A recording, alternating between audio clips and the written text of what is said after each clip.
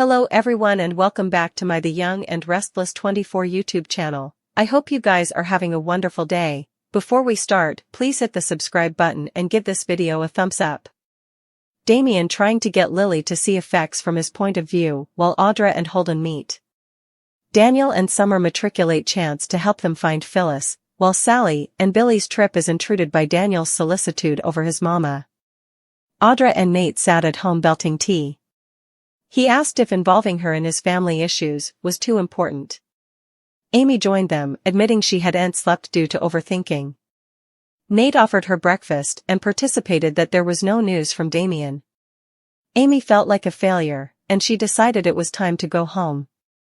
Nate wanted to help more, but she claimed he'd done enough. She thanked him for helping her flash back his father, and he assured her that his pater would want him to keep supporting her. Audra entered a textbook from Holden asking to meet. She revealed that Damian might still be in city, which surprised Nate. She played down it and suggested this was an occasion to move Holden to make Damian stay longer. Amy dithered to stopgap again, but Audra prompted her to let her try. Nate joked about Holden dazing Audra, but she assured them she could handle it. She set up a lunch meeting, applied incense, and left. Amy advised that this wasn't a game, but Nate believed Audra was the real peril. Amy bothered she'd get sicker due to her disappointment. Nate said he'd communicated an oncologist. He promised support, and Amy agreed to shoot her records.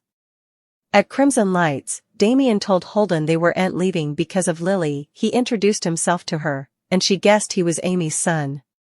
They bandied their near family connection, and he wished Nate's job offer had been genuine. He offered her a drink, but she called out his deception. When he asked for a chance to know her, Lily told him that his mama wanted to see him. Damian said Amy tried too hard to change him, so he cut ties. Lily prompted him to let her believe he forgave her. He claimed that he didn't need anything from his mama or Nate. Lily advised that wrathfulness made people changeable. Damian brushed it off, but accepted her regale assignation only if he made peace with his mama first. At society, Holden met Audra. She clarified that their meeting was rigorously business. She wanted Damian to see his dying mama. Holden suggested that Damian was staying because of a woman. Damian arrived at Nate's extension, shocking Amy. At Genoa City Athletic Club, Daniel left another communication for his mama, upset about her silence. Summer showed up, and she bothered, too. In Paris, Billy and Sally participated a moment before he entered Daniel's call. Daniel stressed Phyllis was missing. Billy comforted him, saying she was robotic. After hanging up, he told Sally he wasn't too upset but admitted Daniel had been through a lot. Billy tried calling Phyllis himself, but there was no answer. Sally asked if he wanted to return home to search, but he said no. Back at GCAC, Summer and Daniel checked with the staff, but no bone had seen Phyllis. They decided to call Chance. He showed up and they told him their enterprises. Summer claimed he find Phyllis. She indeed suggested it could help redeem Chance for what he put Daniel through. Chance promised to look into it. Lauren is none too pleased with Michael's rearmost involvement with Victor. Meanwhile, Victor refuses to give Kyle and Claire his blessing, while Summer obsesses over her partner and gets frenetic at Daniel. Jack and Diane lolled in bed at their suite at the Genoa City Athletic Club. Jack joked about the home emendations, admitting the break was just what he demanded. Diane said they should escape more frequently. When Jack asked what differently she had in mind, she mentioned food, specifically grouser empanadas, which meant they demanded to get dressed.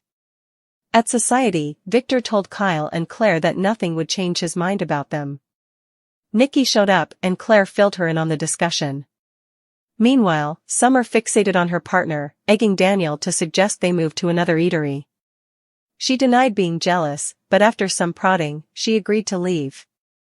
Back at the table, Nikki apologized to Claire and questioned Victor's plainness.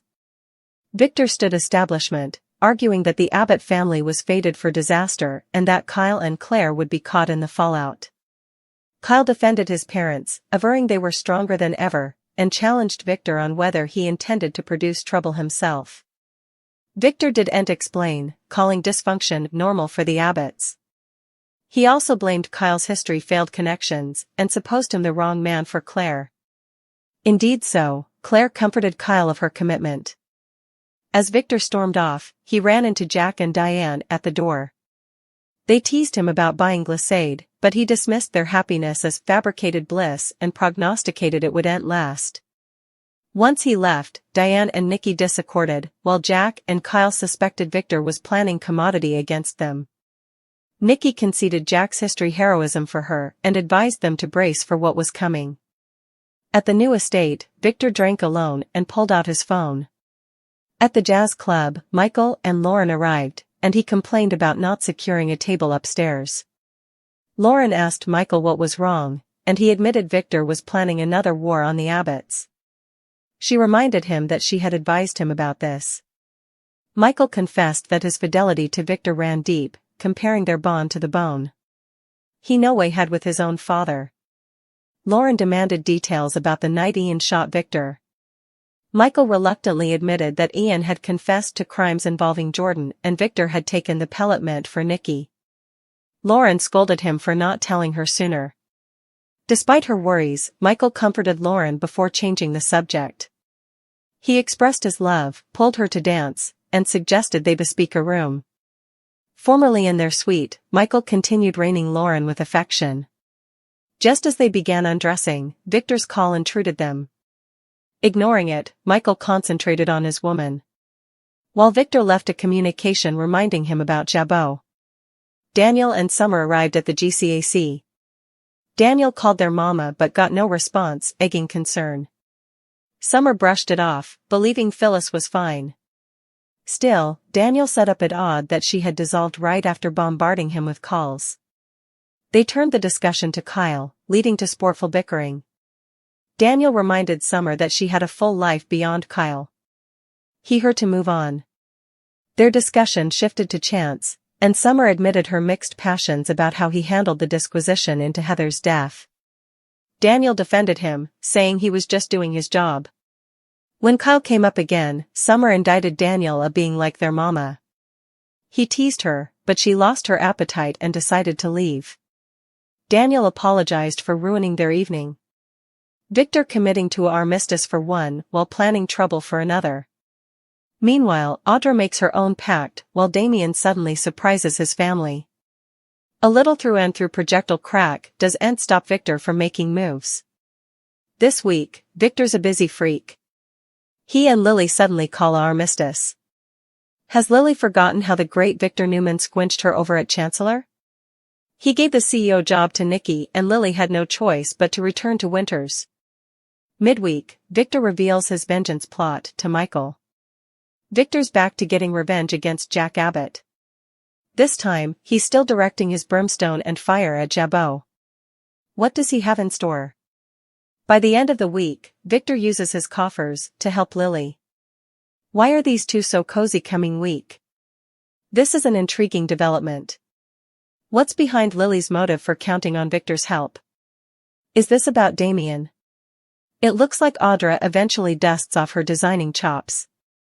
We're happy we've seen the character's softer side, but her ferocious side is always delightful to substantiation. Now that we know that she and Holden have history, it's no surprise that Audra makes a pact with him. Does this pact involve Holden getting Damian to give Audra a job?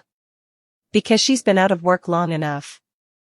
Audra presses Holden for intel. Is she pressing for Nate?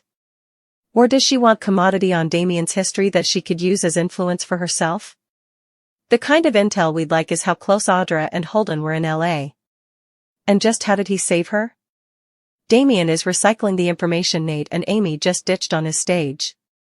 It's a lot. His mama is dying, the father who raised him is his biopater. And Nate is his half-family. Damian suddenly surprises Nate and Amy. Does he throw the two off their game?